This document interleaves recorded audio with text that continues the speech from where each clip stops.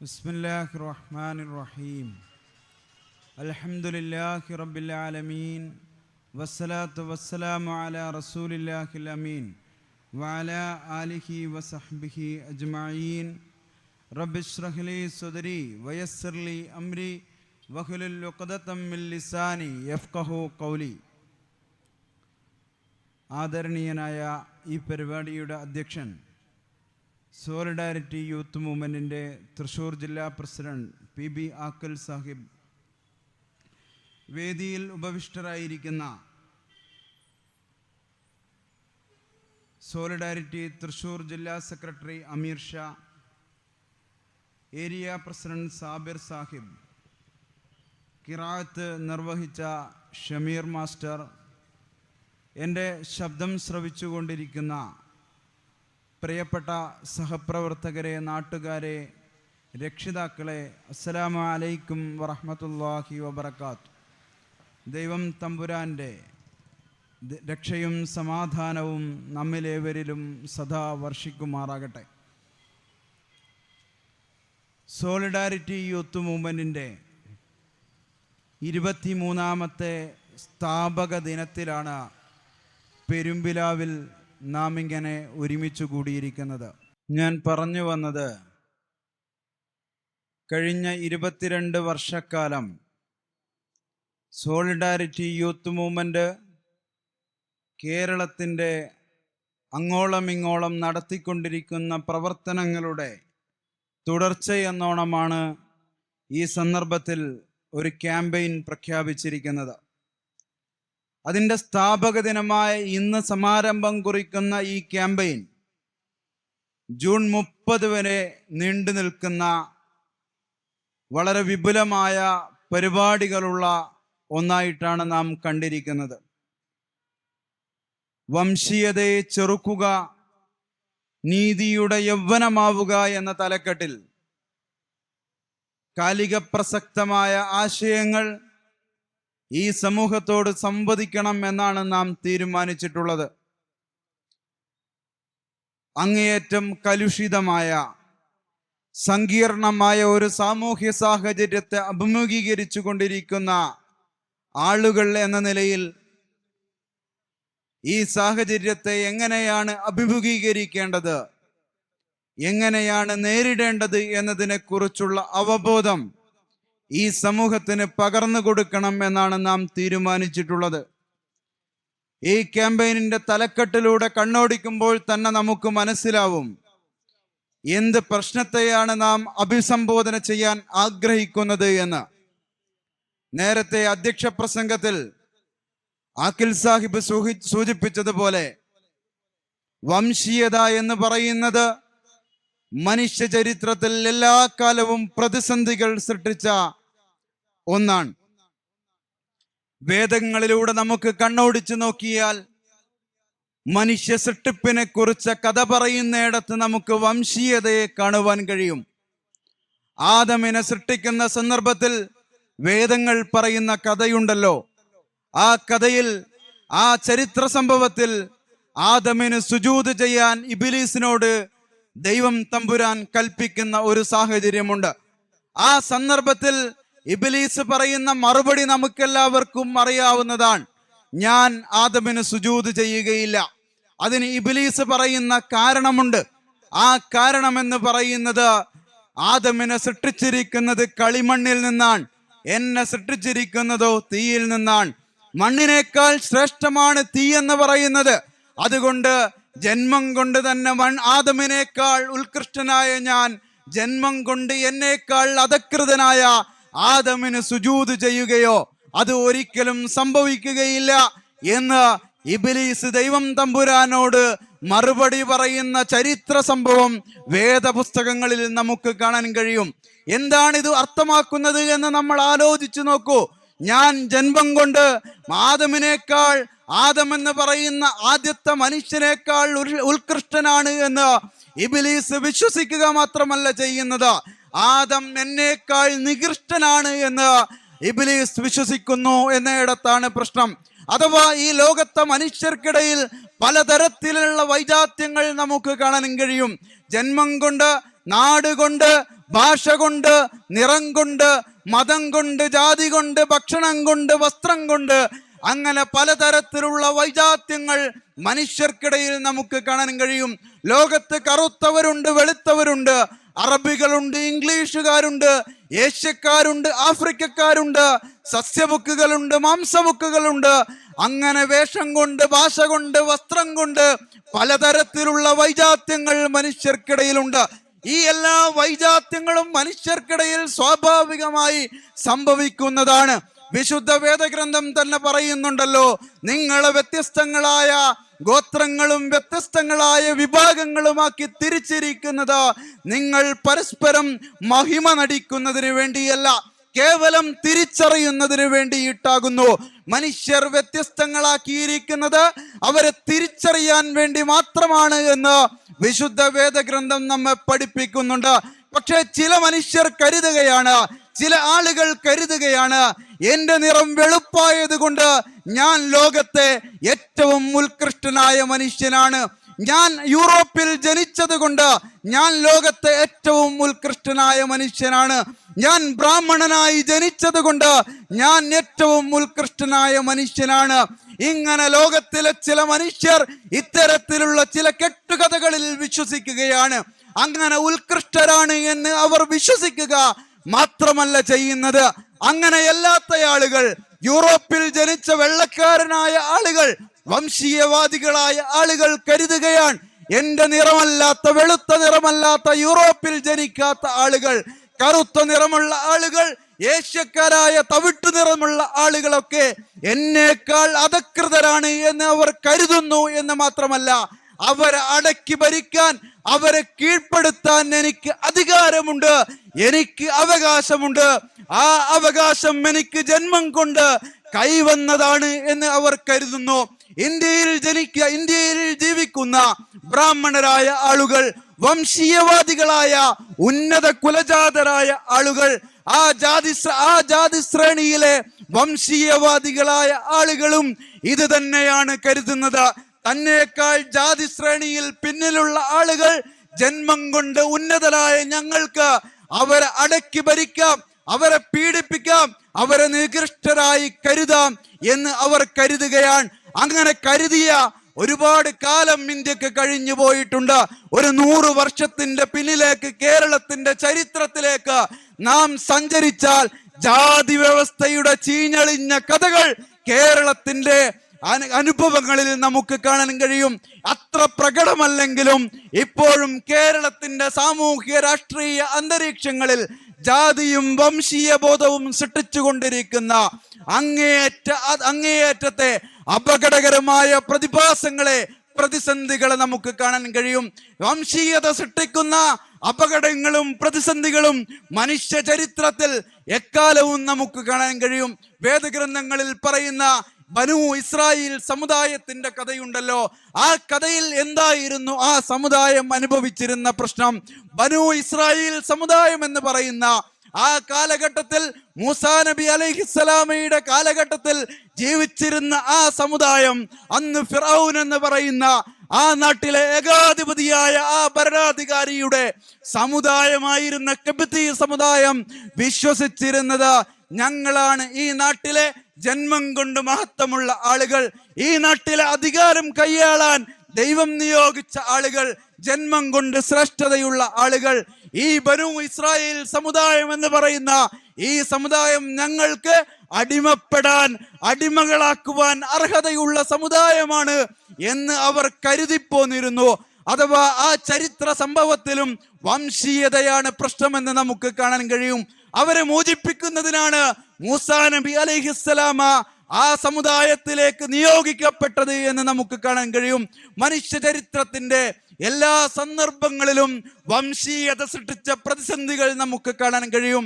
ആധുനിക ചരിത്രത്തിലേക്ക് വന്നാൽ 1-ാം ലോക മഹായുദ്ധത്തിലും 2-ാം ലോക മഹായുദ്ധത്തിലുമൊക്കെ വംശീയത സൃഷ്ടിച്ച വലിയ പ്രതിസന്ധികൾ നമുക്ക് കാണാൻ കഴിയും.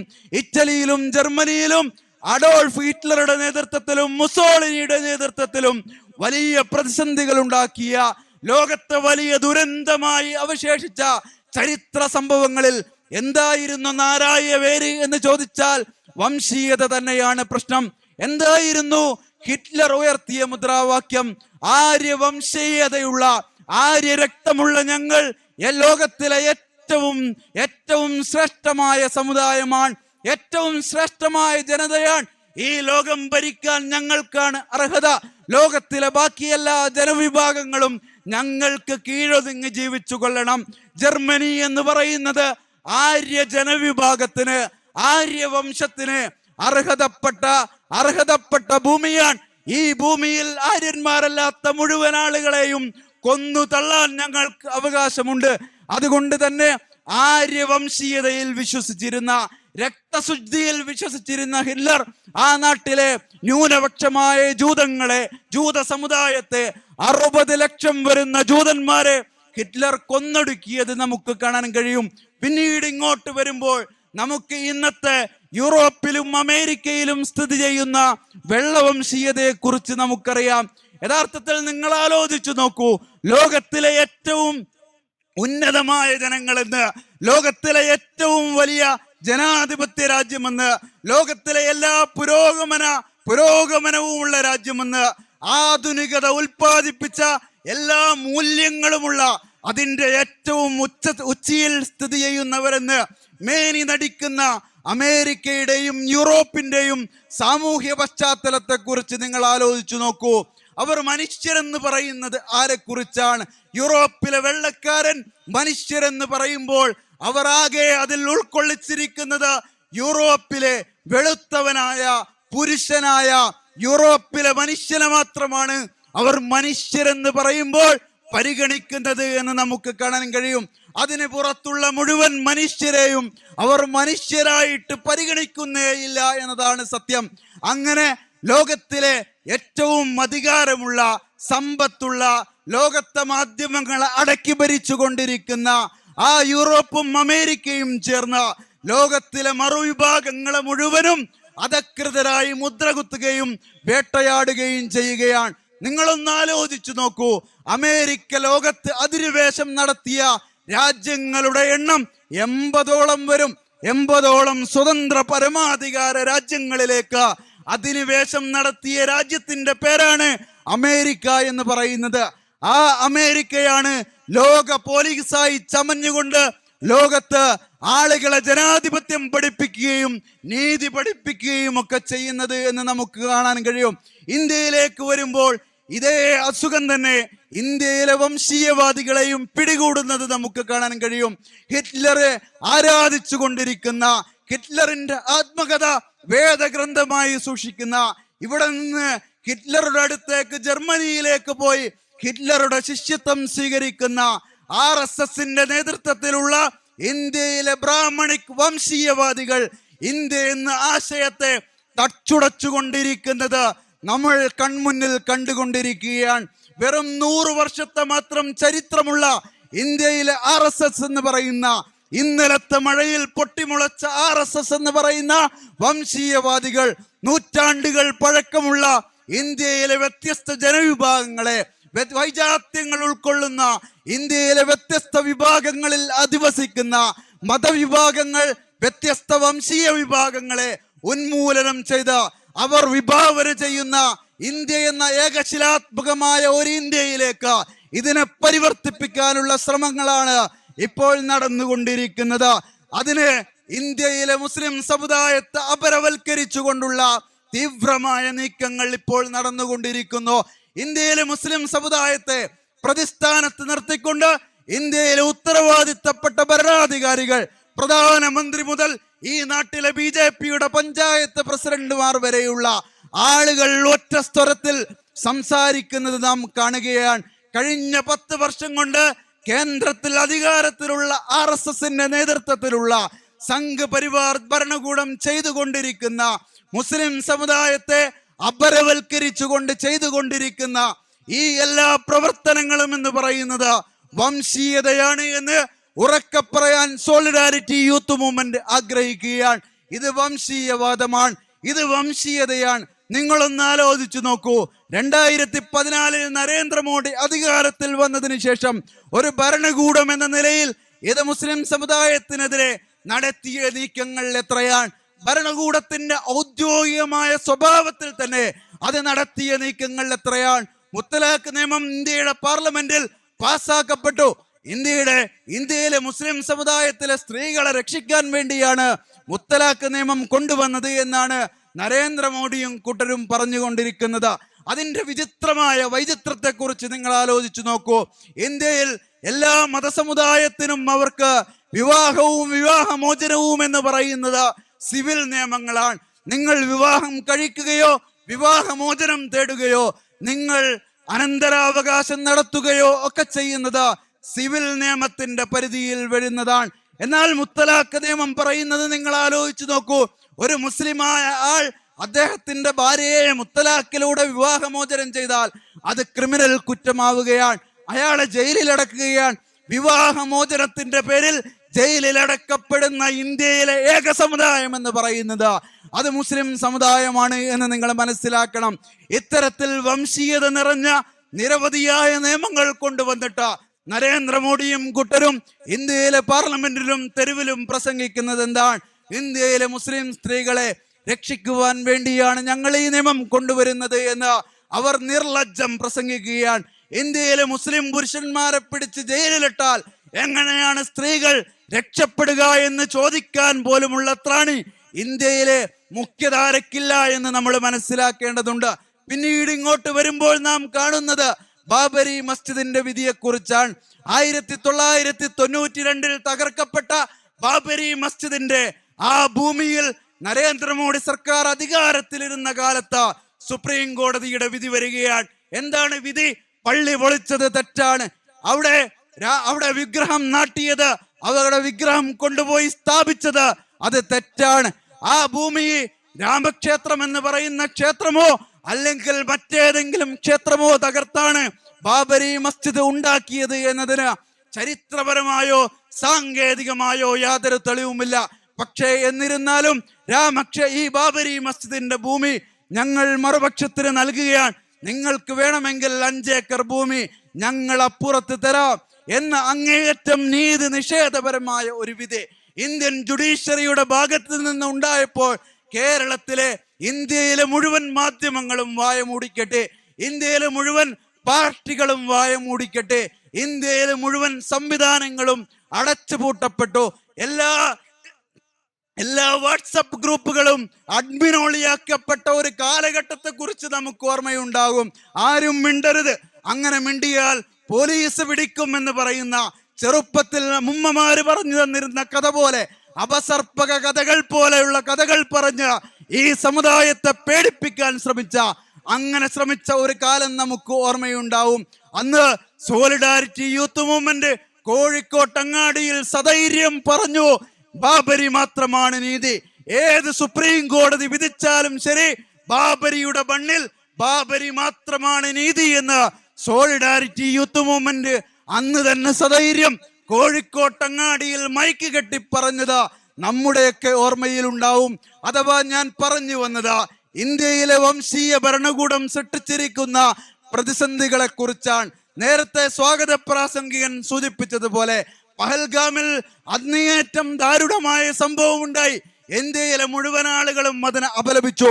ഇന്ത്യയിലെ എല്ലാ മുസ്ലിം സംഘടനകളും അതിനെതിരെ ഒറ്റക്കെട്ടായി രംഗത്ത് വന്നു. എല്ലാവരും ഭരണകൂടം നടത്തുന്ന ഇത്തരം പ്രവർത്തനങ്ങൾക്ക്, ആ പ്രതികളെ പിടിക്കാനുള്ള പ്രവർത്തനങ്ങൾക്ക് പിന്തുണ പ്രഖ്യാപിച്ചു. പക്ഷേ അങ്ങേയറ്റത്തെ വംശീയ ബോധം നിറഞ്ഞ സംഘപരിവാറിന്റെ പ്രവർത്തകർ, ഹിന്ദുത്വ ഭീകരരായ ആളുകൾ എന്താണ് ഈ രാജ്യത്ത് ചെയ്തു കൂട്ടിയത്, ഇപ്പോഴും ചെയ്തുകൊണ്ടിരിക്കുന്നത് എന്ന് നമ്മൾ വാർത്താ മാധ്യമങ്ങളിലൂടെ വായിക്കുന്നുണ്ട്. ഏതോ അമുസ്ലിം സഹോദരൻ പതിറ്റാണ്ടുകളായി നടത്തിക്കൊണ്ടിരിക്കുന്ന കറാച്ചി എന്ന് പേരുള്ള ഒരു ബേക്കറി, ഒരു റെസ്റ്റോറന്റ്, അത് കറാച്ചി എന്ന് പേരുള്ളത് കൊണ്ട് മാത്രം തച്ചു തകർക്കുന്നത് നമ്മൾ കണ്ടുകൊണ്ടിരിക്കുന്നു.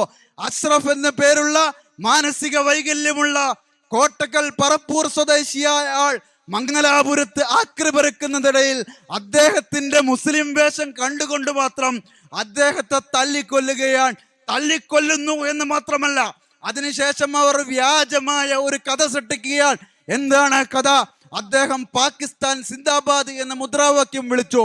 ഏതൊരു മുസ്ലിമിനെയും റോട്ടിലൂടെ നടക്കുന്ന ഒരു മുസ്ലിമിനെ തല്ലിക്കൊന്നിട്ട് ഇദ്ദേഹം പാകിസ്ഥാൻ അനുകൂലിയാണ് എന്ന് പ്രചരിപ്പിച്ചാൽ, എന്ന് കള്ളം പറഞ്ഞാൽ അദ്ദേഹത്തെ തല്ലിക്കൊല്ലാനുള്ള ലൈസൻസ് ലഭിക്കുമാറ് അങ്ങേയറ്റം ഇസ്ലാമോഫോബിയ നിറഞ്ഞ വംശീയത നിലമാടിക്കൊണ്ടിരിക്കുന്ന ഒരു കാലഘട്ടത്തിലാണ് നാം ജീവിച്ചു കൊണ്ടിരിക്കുന്നത്.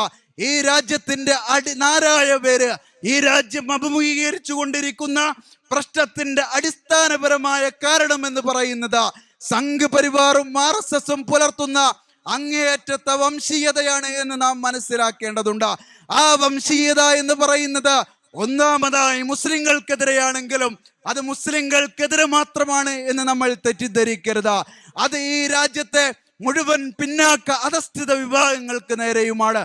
RSS ഈ രാജ്യത്തെ വിഭാവന ചെയ്തുകൊണ്ടിരിക്കുന്നത് കേവലം ന്യൂനപക്ഷമായ അങ്ങേയറ്റം സവർണമായ ഒരു ജനവിഭാഗത്തിനും അങ്ങേയറ്റം ന്യൂനപക്ഷമായ ഒരു വിഭാഗത്തിനും വേണ്ടിയാണ് ഈ രാജ്യത്തെ അവർ വിഭാവന ചെയ്തുകൊണ്ടിരിക്കുന്നത്.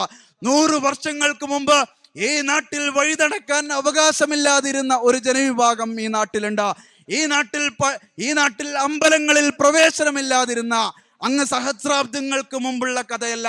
കേവലം 100 വർഷങ്ങൾക്ക് മുമ്പ് കേരളത്തിന്റെ ചരിത്രത്തിലേക്ക് പോയാൽ അമ്പലങ്ങളിൽ പ്രവേശനമില്ലാതിരുന്ന, പൊതുനിരത്തിലൂടെ സഞ്ചരിക്കാൻ കഴിയാതിരുന്ന, പൊതുഭോജനശാലകളിൽ പ്രവേശനമില്ലാതിരുന്ന, പള്ളിക്കൂടങ്ങളിൽ പ്രവേശനമില്ലാതിരുന്ന, അങ്ങനെ പൊതുവായ ഒരു ഇടത്തിലും പ്രവേശനമില്ലാതിരുന്ന, അങ്ങനെ ഈ നാട്ടിന്റെ സാമൂഹിക അന്തരീക്ഷത്തിൽ നിന്ന്, സാമൂഹിക വ്യവസ്ഥിതിയിൽ നിന്ന് ഈ നാട്ടിലെ മഹാഭൂരിപക്ഷം വരുന്ന ജനങ്ങളെ പുറത്തു നിർത്തിയ ഒരു കാലം ഈ നാടിനൊക്കെ കഴിഞ്ഞു പോയിട്ടുണ്ട്.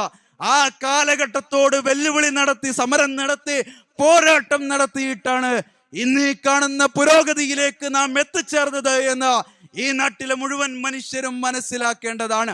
ആ 100 കൊല്ലം മുമ്പുള്ള പഴയ പുളിച്ചു നാറുന്ന ജാതി വ്യവസ്ഥയുടെ പുളിച്ചു തികട്ടുന്ന ആ കാലഘട്ടത്തിലേക്ക് ഇന്ത്യയെ തിരിച്ചു നടത്താനുള്ള RSSന്റെ ശ്രമങ്ങളാണ് നാം കണ്ടുകൊണ്ടിരിക്കുന്നത്. അങ്ങനെ വംശീയമായി ഈ നാട്ടിൽ പ്രശ്നങ്ങൾ സൃഷ്ടിക്കുകയാണ്. ഈ നാട്ടിലെ വ്യത്യസ്തങ്ങളായ വംശീയ ജനവിഭാഗങ്ങളെ തമ്മിലടിപ്പിക്കുകയും അവരുടെ വംശീയ സ്വത്വത്തെ കവരുകയും ചെയ്യുന്നത് നാം കണ്ടുകൊണ്ടിരിക്കുന്നു. ഈ ഇന്ത്യ എന്ന് പറയുന്നത് നമുക്കറിയാം, വ്യത്യസ്തങ്ങളായ ഐഡന്റിറ്റികളുള്ള സ്വത്വങ്ങളുള്ള രാജ്യമാണ്. കഴിഞ്ഞ കുറച്ച് ദിവസങ്ങൾക്ക് മുമ്പാണ് തമിഴ്നാട് മുഖ്യമന്ത്രിയായിരുന്ന സ്റ്റാലിൻ പറഞ്ഞത്, ഹിന്ദി അടിച്ചേൽപ്പിക്കുന്നതിന്റെ ഭാഗമായിട്ട് UPയിൽ 12ഓളം പ്രാദേശിക ഭാഷകൾ അപ്രത്യക്ഷമായിരിക്കുന്നു.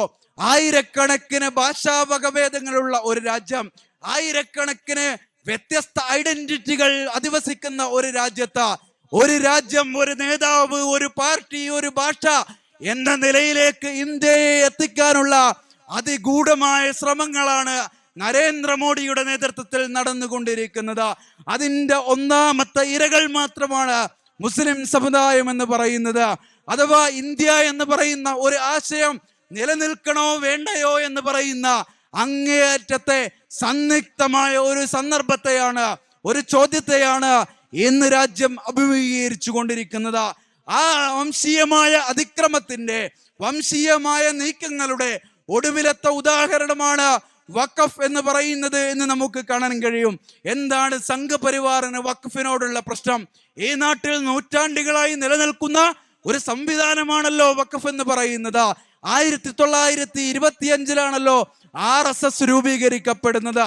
അതിനും 100 കണക്കിന് വർഷങ്ങൾക്ക് മുമ്പ് ഇന്ത്യയിൽ വഖഫ് എന്ന് പറയുന്ന സംവിധാനങ്ങളുണ്ട്. വഖഫിനാൽ സ്ഥാപിക്കപ്പെട്ട പള്ളിക്കൂടങ്ങളുണ്ട്, പള്ളികളുണ്ട്, മതപാഠശാലകളുണ്ട്, മുസാഫിർ ഖാനുകളുണ്ട്, ഖബർസ്ഥാനുകളുണ്ട് തുടങ്ങി ഇന്ത്യയിലെ വ്യത്യസ്തങ്ങളായ സംവിധാനങ്ങൾ 100 കണക്കിന് വർഷങ്ങൾക്ക് മുമ്പ് തന്നെ ഇന്ത്യയിൽ ഉണ്ടായിട്ടുണ്ട്.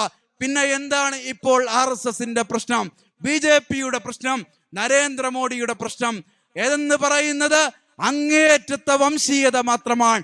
അഥവാ ഇന്ത്യയിലെ ചരിത്രത്തിൽ ഇന്ത്യയിലെ മുസ്ലിം സമുദായത്തിന് 600 കൊല്ലത്തെ ചരിത്രമുണ്ട്. ഇന്ത്യയിലെ മുസ്ലിം സമുദായം എന്ന് പറയുന്നത് 600-800 വർഷത്തോളം ഇന്ത്യ ഭരിച്ച ഒരു സമുദായത്തിന്റെ പേരാണ്.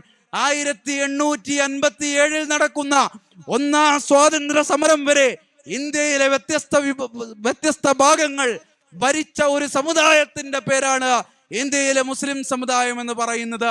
ഒന്നാം സ്വാതന്ത്ര്യ സമരത്തിന് നേതൃത്വം കൊടുത്ത ഒരു സമുദായത്തിന്റെ പേരാണ് മുസ്ലിം സമുദായം എന്ന് പറയുന്നത്. ഒന്നാം സ്വാതന്ത്ര്യ സമരം പരാജയപ്പെട്ട് ബ്രിട്ടീഷുകാർ അതിനെ അടിച്ചമർത്തി ബഹദൂർ ഷാ സഫറിനെ ഡെറാഡൂണിലേക്ക് നാടുകടത്തുന്ന ദാരുണമായ ചരിത്ര സംഭവം നമ്മുടെ എല്ലാവരുടെയും ഓർമ്മയിലുണ്ടാവും. അദ്ദേഹത്തിന്റെ കുടുംബത്തെ മുഴുവൻ ഉന്മൂലനം ചെയ്ത ശേഷമാണ് ബഹദൂർ ഷാ സഫറിനെ ഡെറാഡൂണിലേക്ക് നാടുകടത്തുന്നത്. അഥവാ കഴിഞ്ഞ ഒരു 180 വർഷം വരെ ഇന്ത്യയിലെ ഏതോ ഒരു ഭാഗത്തെങ്കിലും ഭരണം നടത്തിയ 600 വർഷത്തോളം ഭരിച്ച ഒരു സമുദായത്തിന്റെ ചരിത്രപരമായ ഒരു ലെഗസി ഇന്ത്യയിൽ അങ്ങോളം ഇങ്ങോളം ഉണ്ട്. കേരളത്തിലെ അറക്കൽ രാജവംശമുണ്ട്, ടിപ്പു സുൽത്താൻ ഉണ്ട്. അങ്ങനെ മുസ്ലിം സമുദായത്തിന്റെ വ്യത്യസ്തങ്ങളായ ഭരണ സംവിധാനങ്ങൾ ഇന്ത്യയിലെ വ്യത്യസ്ത ഭാഗങ്ങളിൽ ഉണ്ടായിരുന്നു. ഈ ചരിത്രം എന്ന് പറയുന്നത് ചരിത്രത്തിലെ സുവർണ ലിപികളാൽ എഴുതപ്പെട്ട ചരിത്രമാണ്. ജനുവരി 26-നും ആഗസ്റ്റ് 15-നും നരേന്ദ്രമോദിയും കൂട്ടരും പതാക ഉയർത്താൻ പോകുന്ന ചെങ്കോട്ട എന്ന് പറയുന്നത് ഈ ചരിത്രശേഷിപ്പിന്റെ ബാക്കിയാണ് എന്ന് നാം മനസ്സിലാക്കണം. ഇങ്ങനെ മായ്ച്ചാലും പോവാത്ത ധാരാളം ചരിത്രം ഈ സമുദായവുമായി ബന്ധപ്പെട്ട ഇന്ത്യയിലുണ്ട്. ഇങ്ങനെ ചരിത്രത്തിൽ നിന്ന് മായ്ച്ചു കളയാൻ ഏറെ പരിശ്രമിച്ചിട്ടും നടക്കാതെ, ചരിത്രം സർക്കാരിന്റെ ആഭിമുഖ്യത്തിൽ തന്നെ മാറ്റി എഴുതിയിട്ടും പാഠപുസ്തകങ്ങൾ മാറ്റി എഴുതിയിട്ടും തച്ചുടച്ച് കളയാൻ കഴിയാത്ത വിധം, മായ്ച്ചു കളയാൻ കഴിയാത്ത വിധം ചരിത്രം അങ്ങനെ ജ്വലിച്ചു നിൽക്കുമ്പോൾ സംഘ് പരിവാറിനെ സംബന്ധിച്ചിടത്തോളം അസ്വസ്ഥതയുണ്ടാവും. കാരണം സംഘ് പരിവാർ എന്ന് പറയുന്നത് ഈ രാജ്യത്തെ അധിനിവേശ വിരുദ്ധ പോരാട്ടത്തിൽ കാൽക്കഴഞ്ചിന്റെ അനുഭവമില്ലാത്ത, കാൽക്കഴഞ്ചിന്റെ ത്യാഗമനുഷ്ഠിച്ചിട്ടില്ലാത്ത ഒരു ജനവിഭാഗമാണ് സംഘ് പരിവാർ എന്ന് പറയുന്നത്. അധിനിവേശ വിരുദ്ധ പോരാട്ടത്തിൽ ഈ നാട്ടിൽ ചോരയൊഴുക്കിയ, ജീവിതം സമർപ്പിച്ച ഒരു ജനവിഭാഗത്തിന്റെ ചരിത്രത്തിലേക്ക് സംഘ് പരിവാറിന് തിരിഞ്ഞു നോക്കുമ്പോൾ ജാള്യത തോന്നുമെന്നത് സ്വാഭാവികമാണ്.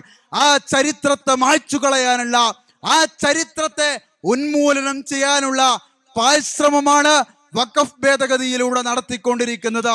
അഥവാ ഇന്ത്യയിലെ വഖഫ് എന്ന് പറയുന്നത് മുസ്ലിം സമുദായത്തിന്റെ ചരിത്രമാണ്, അസ്തിത്വമാണ്, അതിന്റെ ഏറ്റവും വലിയ ശേഷിപ്പാണ്. ഇന്ത്യയിലെ പ്രത്യേകിച്ച് നമ്മൾ ഉത്തരേന്ത്യൻ സംസ്ഥാനങ്ങളിലൂടെ സഞ്ചരിക്കുമ്പോൾ നമുക്കത് ബോധ്യപ്പെടും. ആ സംസ്ഥാനങ്ങളുടെ സാമൂഹ്യ ജീവിതവുമായി മുസ്ലിമിന്റെയും അല്ലാത്തതുമായ ആളുകളുടെ സാമൂഹ്യ ജീവിതവുമായി അങ്ങേയറ്റം ബന്ധപ്പെട്ട് കിടക്കുന്ന 100 വർഷങ്ങൾ പഴക്കമുള്ള ചരിത്ര സ്മാരകങ്ങൾ സ്ഥിതി ചെയ്യുന്ന അത്തരം ചരിത്രങ്ങൾ മായ്ച്ചു കളയാനാവാതെ, തച്ചുടക്കാൻ കഴിയാതെ, ബുൾഡോസർ ചെയ്യാൻ കഴിയാതെ അങ്ങനെ സ്തംഭിച്ചു നിൽക്കുമ്പോഴാണ് സംഘ് പരിവാറിന് വഖഫിൽ കൈവക്കുക എന്ന് പറയുന്ന ഒരു ആശയം ഉദിക്കുന്നത്.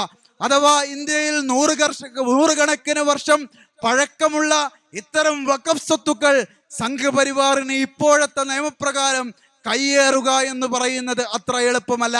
അത്തരം ആയിരക്കണക്കിന് സ്വത്തുക്കൾ, അത്തരം ആയിരക്കണക്കിന് കെട്ടിടങ്ങൾ, അത്തരം ആയിരക്കണക്കിന് ഭൂമികൾ, ചരിത്രങ്ങൾ അങ്ങനെ നീണ്ടു നിവർന്ന് കിടക്കുമ്പോൾ അവർക്കത് കയ്യേറുക അത്ര എളുപ്പമല്ല.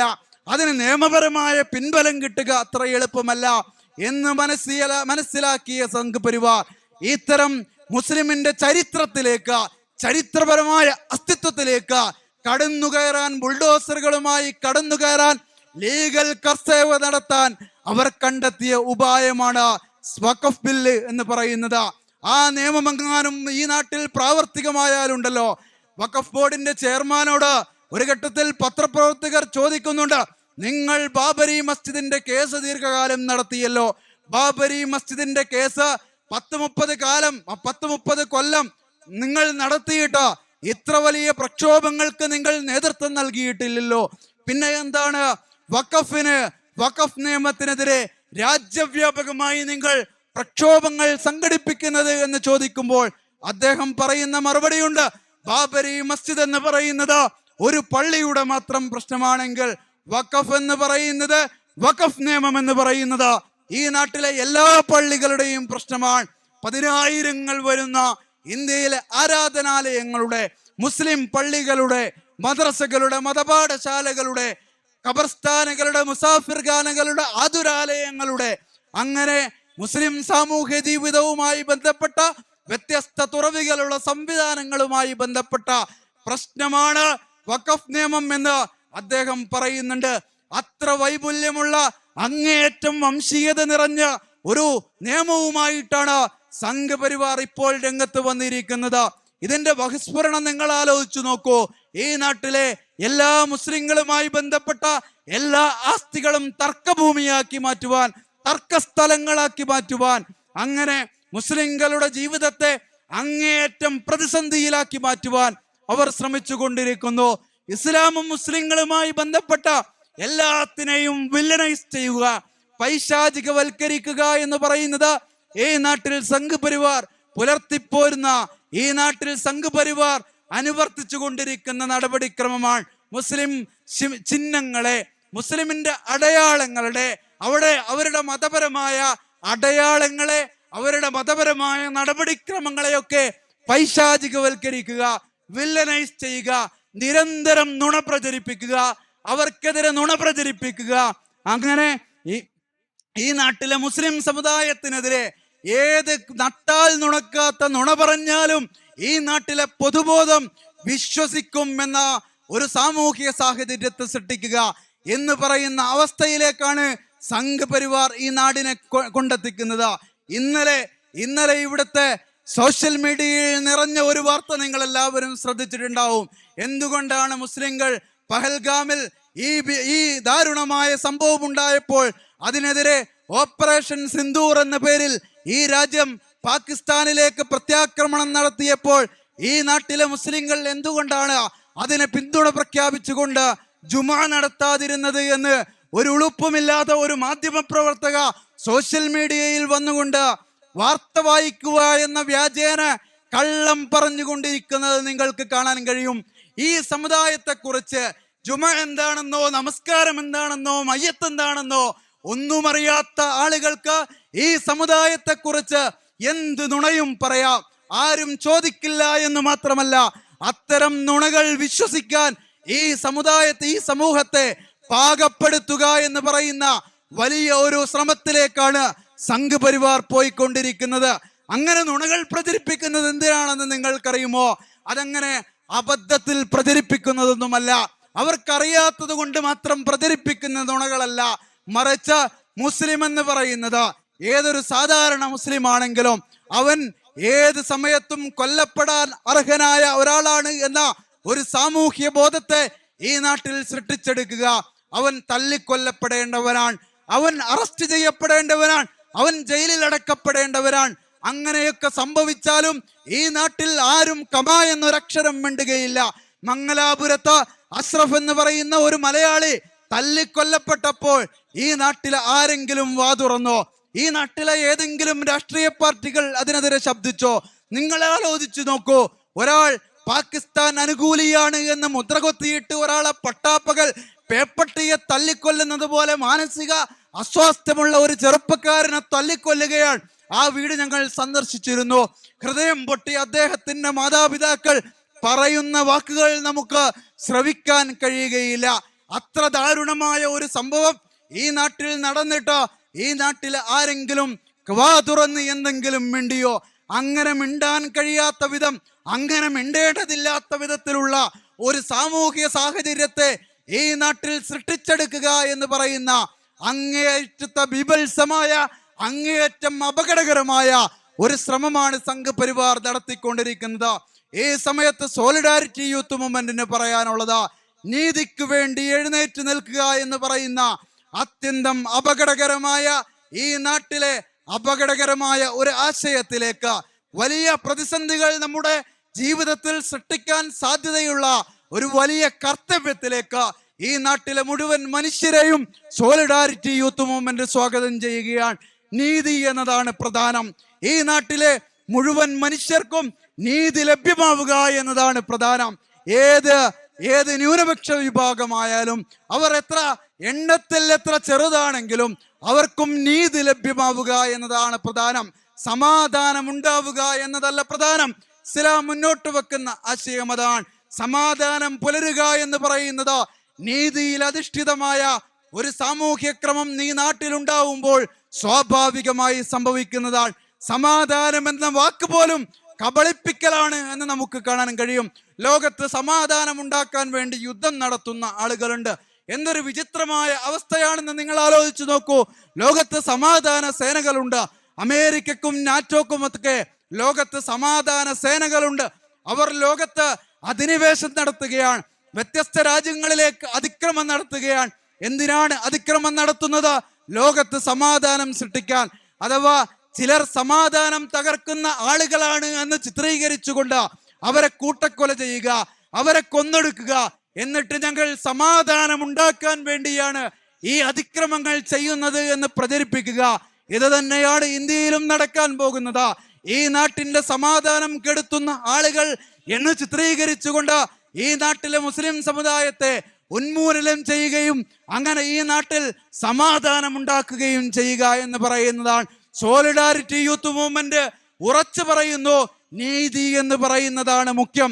ഈ നാട്ടിലെ മുഴുവൻ ജനവിഭാഗങ്ങൾക്കും നീതി ലഭ്യമാക്കണം. ഇസ്ലാം മുന്നോട്ട് വെക്കുന്ന കാഴ്ചപ്പാട് അതാണ്.